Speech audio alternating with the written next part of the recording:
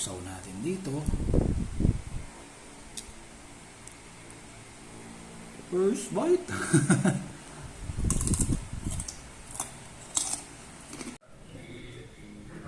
God, luto tayo ng crispy pata.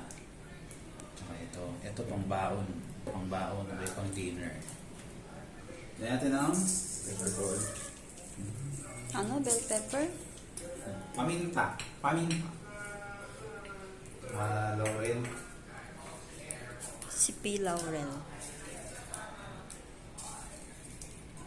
Ayan. Tapos asin.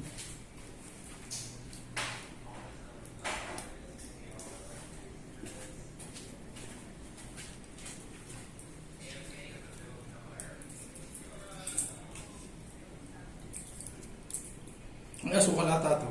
Ay, hindi. Siguro ito. Yan. Salt din. Salt.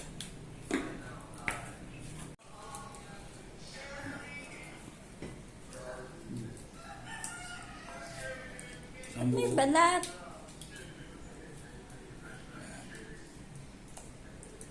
Hindi mo binalatan yung bawang? Ba yan? Tapos na natin, 2 hours natin siyang pinakuluan sa kalan de kahoy. So, high heat yung ginawa natin, maraming kahoy. So, tapos next step,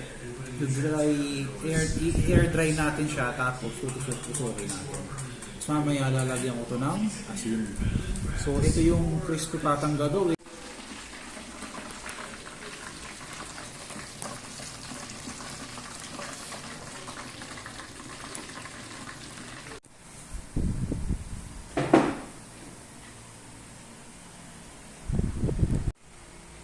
Wow! Kuha tayo na isa. Siyempre, sausaw natin dito. First bite.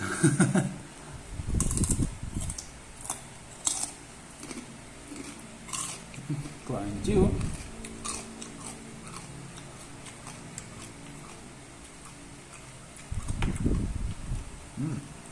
May lasa na.